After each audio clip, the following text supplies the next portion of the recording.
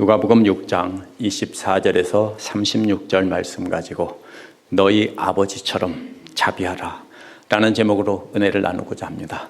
몇 년 전 걸프코스트 베프티스트 어소시에이션에서 온미션 셀러브레이션이라는 것을 행사를 했습니다. 그때 많은 선교사님들이 이 지역 교회를 방문해서 돌아가면서 간증을 했는데요. 우리 교회 와서도 선교사님들이 간증을 했었습니다. 그때 선교사님들은 해외에서 선교활동 하시는 분들도 있었고요. 미국 내에서 선교하시는 분들도 있었습니다.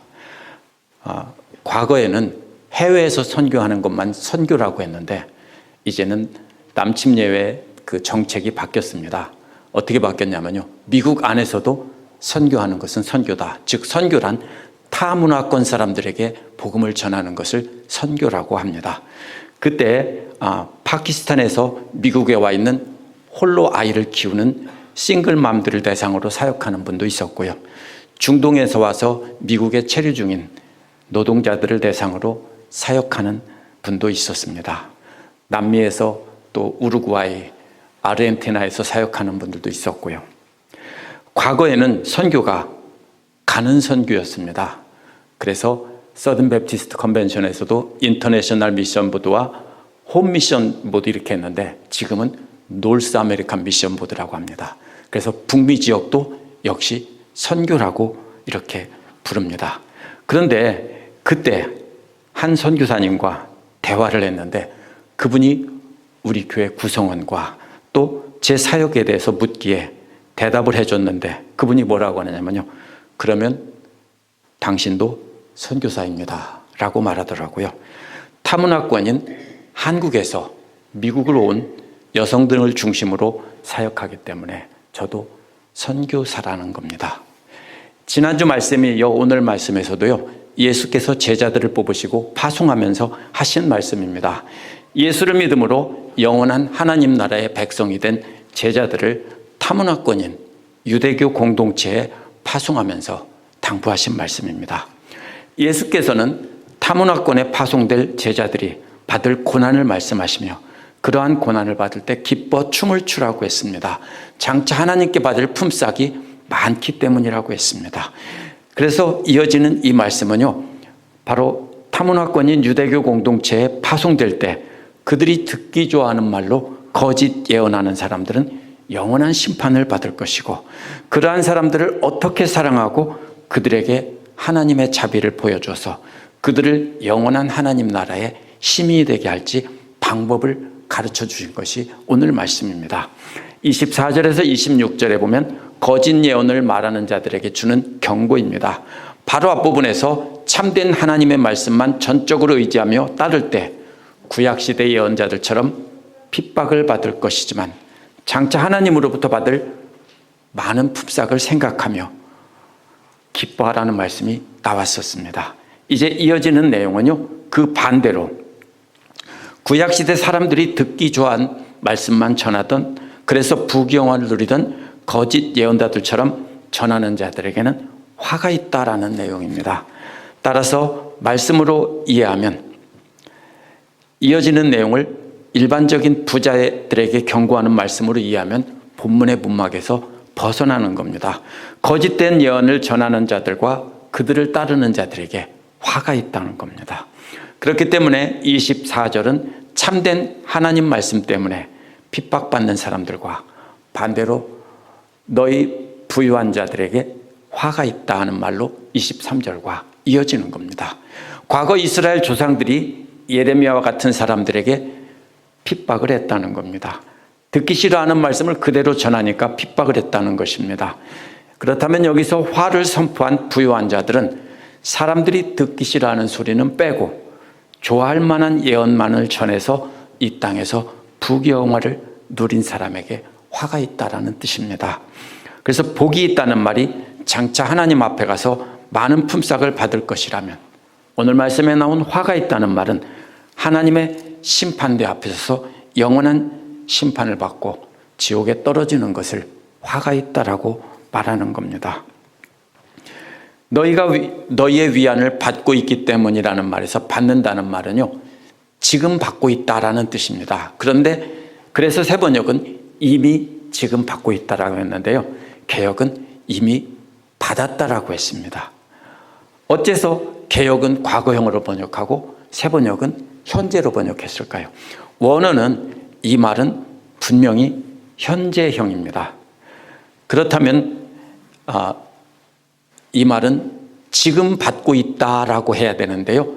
받았다고도 번역하고 받고 있다라고도 합니다. 여기서 이 말의 뜻은요, 더 이상 받을 것 없이 다 받았다는 뜻입니다. 그렇다면 분명히 완료형으로 써야 되는데 현재형으로 원어는 썼습니다. 근데 이 말이 왜 그러냐면요, 받는다는 말 앞에 멀리라는 말이 붙어 있어요. 멀리 받았다는 얘기예요.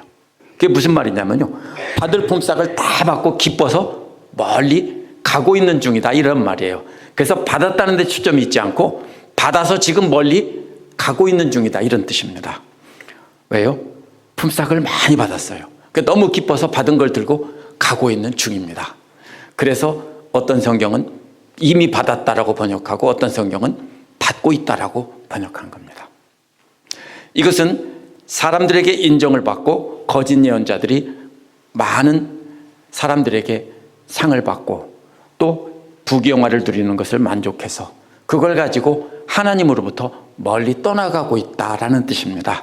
그래서 이 부자라는 말을 왜 화가 있다고 했느냐면 자신들의 부를 자기들의 편안함을 구입하기 위해 썼고 궁핍한 사람을 위해 쓰지 않았기 때문에 화가 있다, 이렇게 해석하는 사람들도 있습니다. 그러나 본문의 문맥은요, 완전히 그런 뜻이 아닙니다. 그렇게 해석하면 완전히 벗어납니다. 지금까지 만약에 이것을 부자들이 화가 있다라고 해석했다면 그러면 가난한 사람은 복이 있습니까? 가난한 사람 복이 있다겠죠. 근데 앞에서 가난한 사람은 예수님 복음 때문에 가난하고 핍박받고 고통을 받는 사람들이 복이 있다는 것이고요. 여기서도 마찬가지입니다. 단순히 부자라는 뜻이 아닙니다.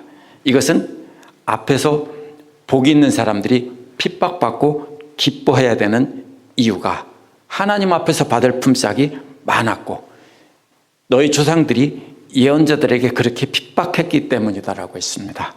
또 오늘 말씀에 이어지는 이 26절 뒷부분에 보면은 역시 거짓 예언자들이 좋은 대우를 받았다라고 했습니다. 따라서 화가 있다는 말은 참된 예언자들이 핍박받는 것과 거짓 예언자들이 부귀영화를 누리는 것으로 읽어야 됩니다. 그들은 하나님 말씀을 있는 대로 전하지 않고 사람들을 만족시켜주고 좋은 대우를 받았기 때문에 화가 있다는 겁니다. 그런 사람들은 이미 품삯을 이 세상 사람들에게 받아서 만족해서 하나님으로부터 멀리 떠나가고 있다라는 겁니다.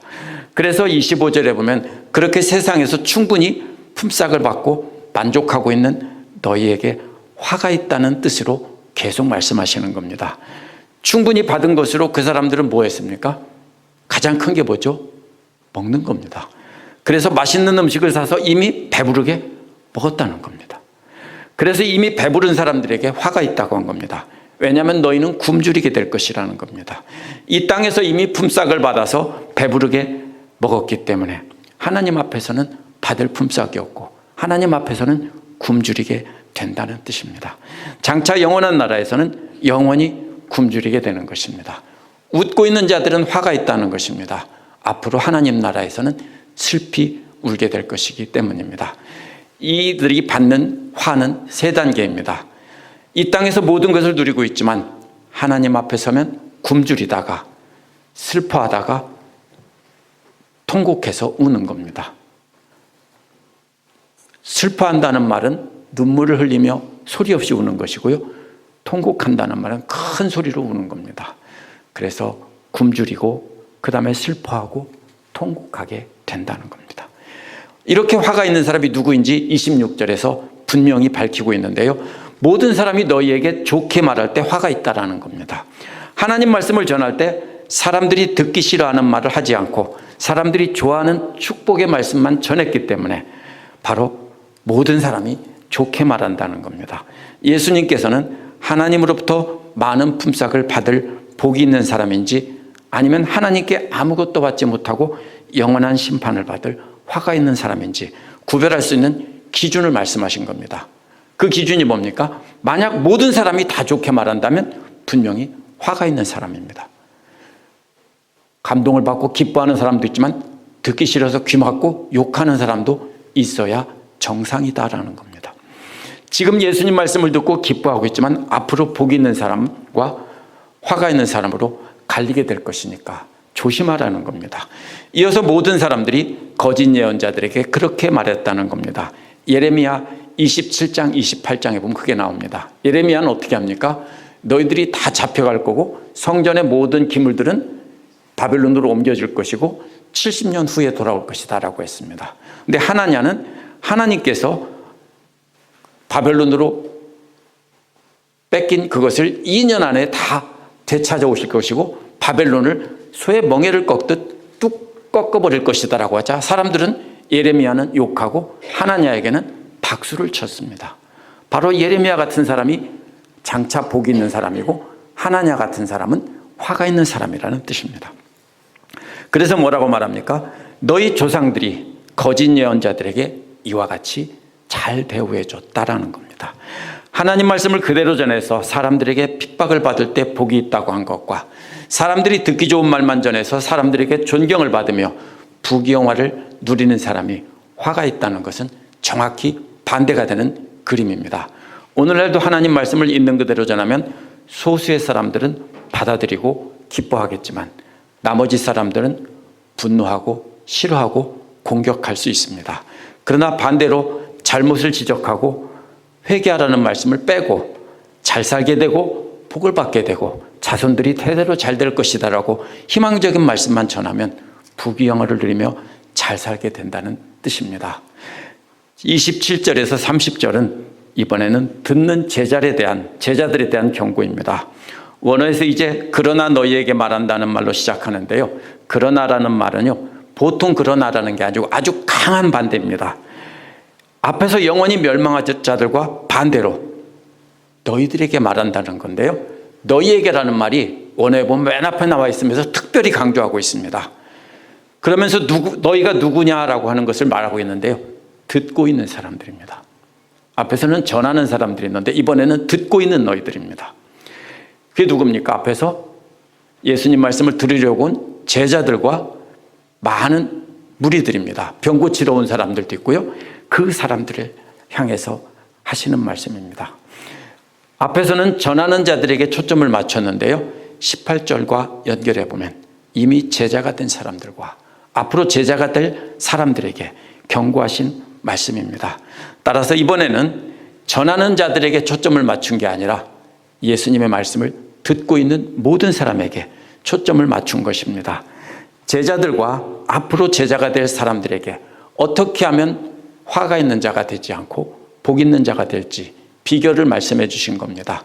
첫 번째 쌍은 복 있는 자가 되는 비결을 포괄적으로 말씀해 주신 것입니다. 원수를 사랑하고 너희를 미워하는 자들에게 잘해주라는 겁니다. 근데 사랑은요, 행동이 아니라 태도입니다. 그 다음에 미워하는 것도요, 원수도요, 행동으로 어떤 해를 끼치는 사람이 아니라 마음으로 적대적인 감정을 품고 있는 사람입니다. 사랑도 감정이고요, 태도고요, 또 이 원수도 적대적인 감정입니다. 그러므로 사랑하는 것과 원수는 둘 다 아직 행동으로 드러나지 않은 겁니다. 또 이와 짝을 이루는 말은 그래서 하나는 태도이고 그 다음에는 행동입니다. 너희를 미워하는 사람도 미워하는 감정을 품고 있는 것이 아니라 적대감을 겉으로 표현하는 사람입니다. 그래서 잘해주라는 것은 사랑이 아니라 태도가 아니라 행동으로 잘해주라는 거고 그 다음에 미워하는 사람도 원수처럼 태도만 갖고 있는 게 아니라 실제로 말과 행동으로 해를 끼치는 사람을 미워한다라고 합니다. 그러니까 이런 뜻입니다. 태도로 원수 삼고 적대감을 품고 있는 사람에게 너도 사랑하는 태도를 보여주고 그들이 너희에게 말과 행동으로 해를 끼치는 행동을 하며 미워한다면 너도 그들에게 잘해주라는 겁니다. 그런데 여기서 우리가 주의해야 되는 게 있습니다. 여기서 원수나 미워하는 사람은요, 그 원수라는 의미는 내가 원수 삼고 미워하는 내 원수가 아닙니다. 그렇게 생각할 때 많았죠. 내 원수가 아닙니다. 그들이 나를 미워하는 겁니다. 내가 만약 원수 삼은 사람이라면 그들에게 잘해주는 건 아주 쉽습니다. 왜? 그들은 나를 미워하지 않기 때문에 내 마음만 바꾸면 끝입니다. 그렇죠? 내가 미워했는데 지금부터는 미워하지 않겠다. 마음먹으면 끝이에요. 그런데 상대방이 나를 미워하고 있을 때는요, 이건 대책이 없어요. 왜요? 내가 아무리 잘해줘도 상대는 계속 적대할 것이기 때문입니다. 여기서 원수나 미워하는 사람은요, 내가 미워하고 내가 원수 삼는 사람이 아니라 상대가 나를 미워하고 나를 원수 삼는 사람입니다. 계속해서 나를 대적하고 태도로 대적하는데도 나는 계속해서 그들을 사랑하고 잘해줘야 되는 것이기 때문에 이것은 쉬운 일이 아닙니다. 그래서 이것은 개인적인 원수가 아니라 참된 복음을 전하는 것 때문에 원수가 된 사람들이라는 뜻입니다. 두 번째 쌍은 너희를 저주하는 자를 축복하고 너희를 모욕하는 사람을 위해 기도하라고 했습니다.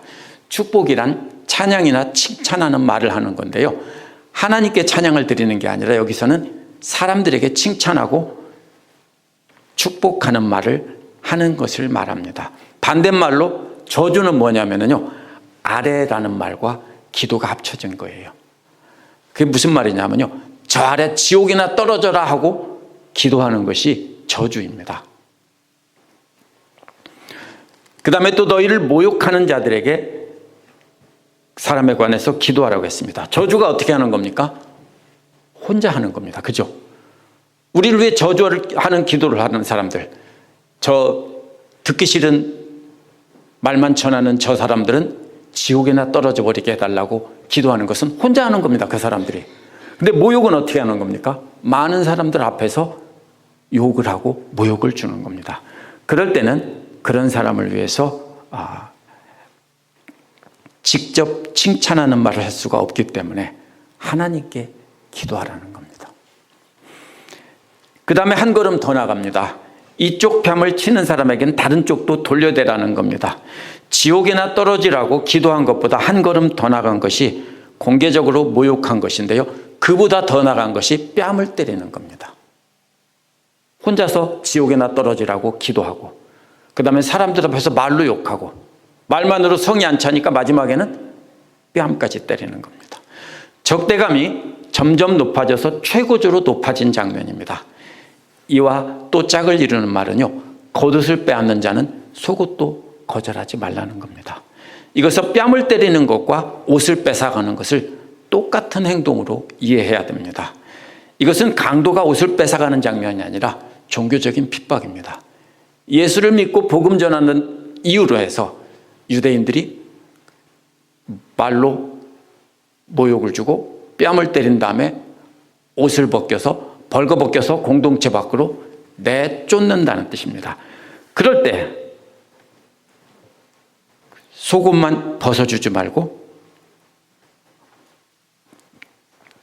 겉옷까지도 다 벗어주라는 겁니다. 겉옷은 코트고요, 속옷은 일상복입니다. 오늘날 속옷이 아니고요. 일상생활에서 입고 있는 옷을 벗겨서 가져간다면 하나 남아있죠. 외투는 남아있죠. 근데 외투로 가리고 갈 수는 있을 텐데 그것도 주고 가라는 겁니다.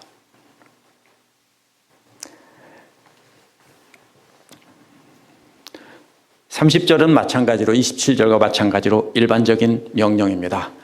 겉옷이나 속옷을 주었는데 또 뭐가 남았을까요? 무엇든지 달라고 하는 사람들에게 주고 돌려달라고 하지 말라는 겁니다. 이것은 꿔달라는 사람이 아니라 핍박받는 장면입니다. 겉옷과 속옷을 다 뺏어간 뒤 뭐가 남았습니까? 가진 소유물과 가구나 재산들이 있습니다. 그것까지도 뺏어가려고 하면 싸우지 말고 다 주라는 겁니다. 그래서 이것을 단순하게 끊어진 이야기가 아니라 쭉 연결되는 이야기예요. 다 주라는 거예요. 가지고 있는 소유물, 귀중품까지 다 주라는 겁니다. 이 말씀은 우리가 미워하는 원수에 대한 것이 아니라 우리를 원수 삼고 죽도록 미워하는 사람들에게 어떻게 사랑할지, 그것을 보여준 겁니다.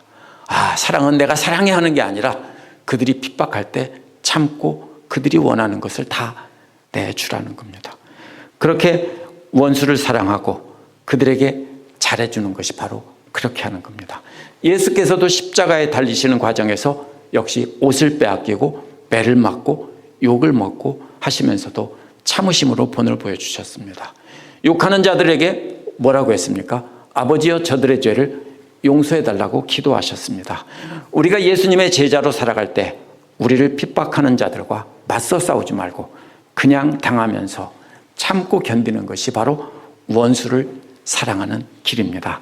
세 번째로 31절에서 36절에 보면 사람들이 우리에게 해주기를 원하는 것처럼 해주라는 내용이 나옵니다. 이제 예수께서는 너희는 사람들이 너희에게 해주기를 원하는 것과 똑같이 너희도 남에게 그대로 해주라는 겁니다. 27에서 30절에서 원수까지도 사랑하고 너를 미워하는 사람들에게도 잘해주라는 말을 바꾼 것입니다. 사람들은 누구나 남이 자신에게 잘해주길 바랍니다. 심지어는 자신을 죽이고 싶도록 미워하는 사람들조차 그들이 변해서 자기에게 잘해주기를 원합니다. 그렇죠. 우리를 그렇게 핍박하는 사람들도 그들이 변해서 우리에게 잘해주는 사람이 되면 좋겠다, 이런 마음을 갖는다는 겁니다. 어제까지 그렇게 나를 미워하며 함부로 대하던 사람이 오늘 갑자기 진심으로 친절하게 대한다면 얼마나 좋겠습니까? 사람들은 다 그렇게 누구나 남이 자신에게 잘해주기를 원합니다.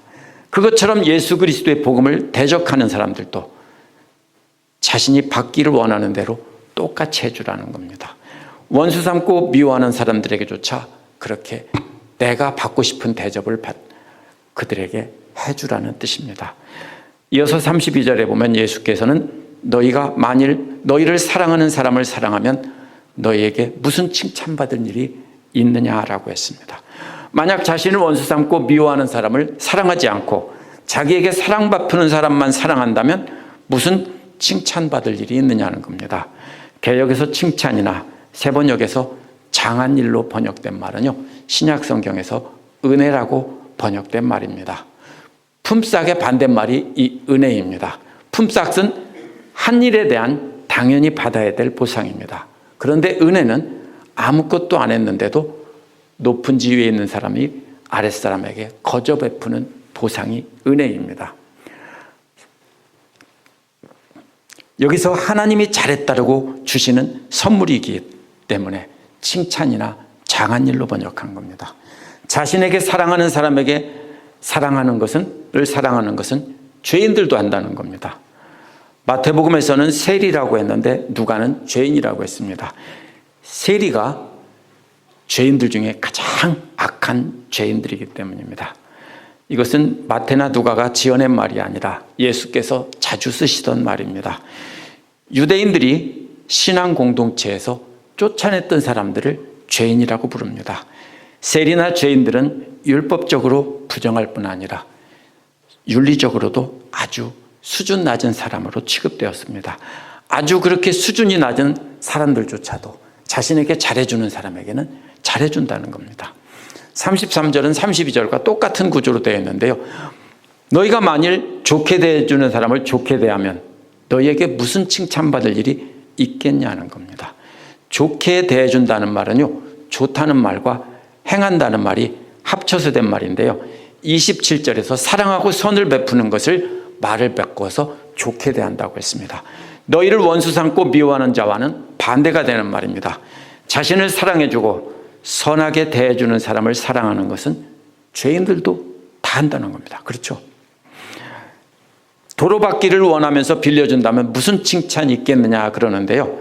빌려준다는 말이 무슨 뜻이냐면요, 원금을 빌려주고 나중에 이자까지 받을 조건으로 빌려준다는 뜻입니다. 만약 이자 없이 받는 것을 그대로 돌려주는 조건으로 빌리는 경우에는 누가복음 11장 5절에 나오는 빌린다는 말을 씁니다. 그렇기 때문에 이 말은요, 다른 말입니다. 이 사람은 내가 빌려주면은 원금도 갚고 이자까지 후이쳐서 갚을 것이다 라고 믿는 사람에게 빌려준다면 무슨 칭찬받을 일이 있냐는 겁니다. 그건 뭐죠? 좋은 비즈니스입니다. 맞죠? 네.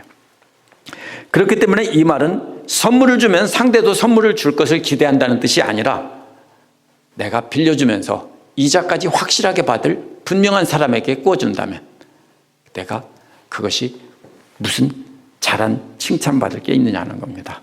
구약에서는 이방인에게는 이자를 받아도 되지만 가난한 동족들에게는 이자 받지 말고 꿔주라고 했습니다. 그런데 여기서는 분명히 원금과 함께 후한 이자를 기대하고 빌려주는 것입니다. 고대의 이자는요, 오늘날과 달리 매우 높았습니다. 그렇죠? 어릴 때 기억하시죠? 사채 보통 얼마입니까? 3부, 최하 3부, 그죠? 4부, 5부까지도 있었어요.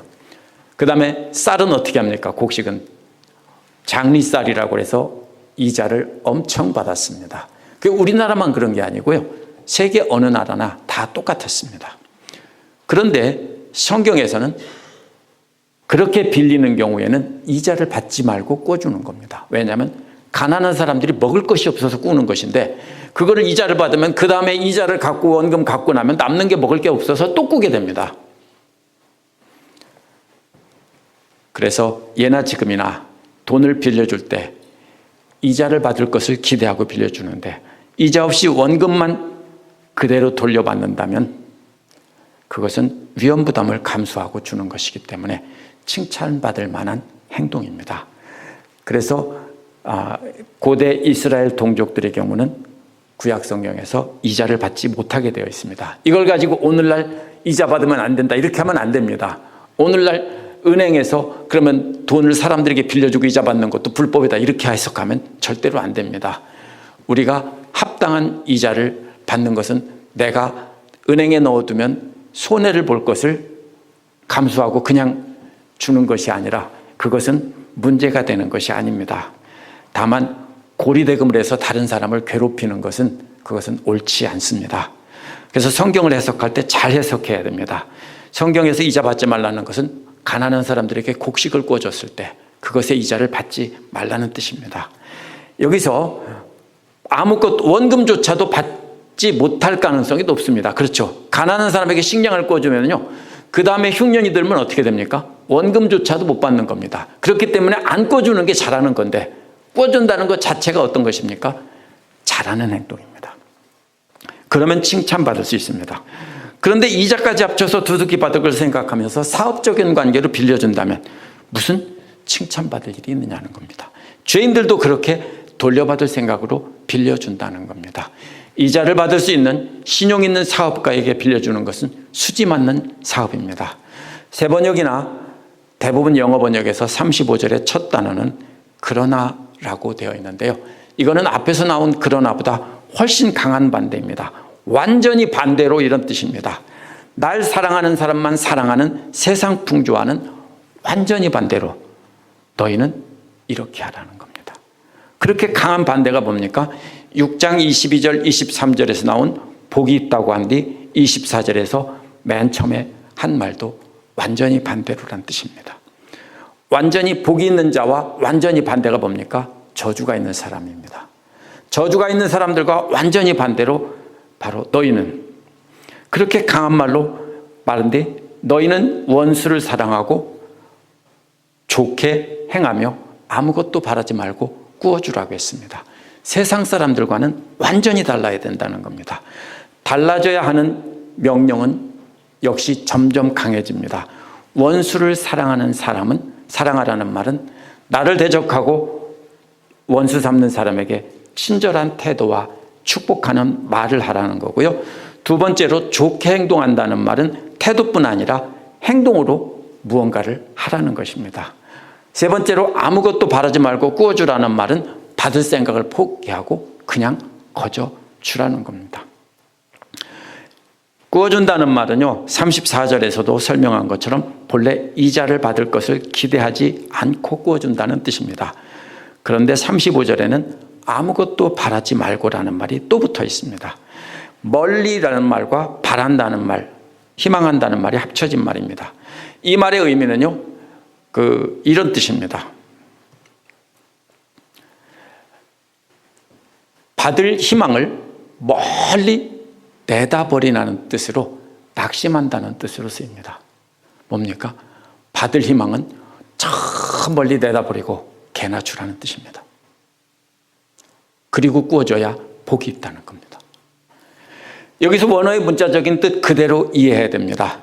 꾸어준다는 말은 이자를 받을 것을 기대하고 꾸어준다는 말이기 때문에 이자를 받을 희망은 아주 멀리 갖다 내버리고 더 나아가서 원금까지 받을 것도 포기하고 때이면 때이리라 하고 꾸어줘야 한다는 겁니다. 이것이 원수사랑의 최고봉입니다. 돈이죠. 결국 사랑한다 말이 아니에요. 그죠? 돈입니다. 원수가 힘들어할 때 어떻게 합니까? 꾸어주고 받을 생각을 포기하고 받으면 좋고 안 받아도 할 수 없고 불쌍해서 준다. 이것이 바로 원수사랑이에요. 원수사랑의 최고봉은 물질을 베푸는 것입니다. 그래서 이것이 마지막에 있습니다. 그러면 너희가 받을 상이 크다라고 했는데 상은 32절에서 거저받는 은혜라는 칭찬이라는 말과 달리 품삯이라는 말입니다. 이것은 하나님께서 너희가 수고한 것에 대한 보상으로 품삯을 많이 주신다는 겁니다. 거기다가 상이 하나 더 붙어 있습니다. 지극히 높으신 분의 아들이 된다는 것입니다. 지극히 높으신 분의 아들은요, 지극히 높으신 분이 누굽니까? 하나님입니다. 그러므로 너희는 하나님의 아들이 된다는 겁니다. 그분이 어떤 분이십니까? 은혜를 모르는 사람과 악한 사람에게도 인자한 분이라는 겁니다. 하나님께서도 원수까지도 사랑하시는 분이기 때문에 너희도 그렇게 해야 된다는 겁니다. 하나님의 성품을 흉내내서 하나님의 아들이 되라는 겁니다. 예수께서는 36절에서 앞에서 세 가지를 흉내내며 하나님의 자녀가 된 것 되라고 하신 것을 한마디로 요약합니다. 뭐라고 합니까? 너희는 자비롭게 되어라. 너희 아버지께서 자비로운 것처럼, 이렇게 되어 있습니다. 자비롭다는 말은 구약 성경에서 하나님의 성품을 나타내는 말입니다. 그렇기 때문에 하나님의 아들이 된 제자들은 아버지인 하나님의 자비하심을 흉내내라는 겁니다. 불쌍한 사람이나 궁핍한 사람들이 원수일지라도 불쌍히 여기라는 것입니다. 그렇기 때문에 우리도 하나님을 닮아서 우리를 해치려는 원수들이 불행한 일을 당하고 궁핍하게 되면 돌려받을 희망은 멀리 던져주고 그냥 빌려주라는 것입니다. 오늘 말씀은 당시 유대교 공동체 안에 있던 사람들에게는 정말로 당황스러운 일이고요, 파격적인 말입니다. 당시 유대교 가르침 안에는 원수를 사랑하라는 가르침은 없었습니다. 유대교의 한 종파였던 쿰난 공동체의 문서에 보면 이렇게 되어 있습니다. 너희는 빛의 아들들을 사랑하고 어둠의 아들들은 미워하라고 했습니다. 다른 유대인들도 다 뭐라고 합니까? 원수는 사랑하고 이웃은 사랑하고 원수는 미워하라고 했습니다. 여기서 빛의 아들들이란 쿰난 공동체 밖에 있는 사람들을 뜻합니다. 쿰난 공동체 안에 있는 사람들을 말하고요, 그 다음에 원수는, 어둠의 자식들은 바로 밖에 있는 사람들입니다. 물론 해를 끼치는 자들에게 선을 행하라는 말이 단편적으로 나오지만 예수님처럼 이렇게 구체적으로 예를 들면서 원수를 끝까지 사랑하라고 말씀하신 경우는 아무 데도 없습니다. 그래서 이러한 예수님의 가르침을 유대인들은 굉장히 싫어했습니다. 왜냐하면 원수는 미워하는 것이 훨씬 마음이 편하고 좋거든요. 이웃은 사랑하고 공동체 밖으로 쫓겨난 죄인들과 원래 공동체 밖에 있던 이방인들은 미워하라고 가르치고 배웠습니다. 수천 년 동안 그렇게 가르치고 배웠는데 예수님이 갑자기 그런 원수들까지도 사랑하고 그들에게 돈까지, 곡식까지 꿔주고 받을 생각은 개나 주라고 하시니까 이건 정말로 놀라운 가르침입니다. 이러한 파격적인 가르침을 제자들에게 주신 건데요. 왜요? 하나님께서 너희에게 그렇게 하셨기 때문이라는 겁니다. 그래서 너희 아버지가 하나님이고 너희는 하나님의 자녀이기 때문에 하나님의 성품을 닮아야 한다는 것입니다. 제가 처음에 타문화권에 있는 사람들에 대한 선교에 대한 이야기를 한 것이 바로 이것입니다.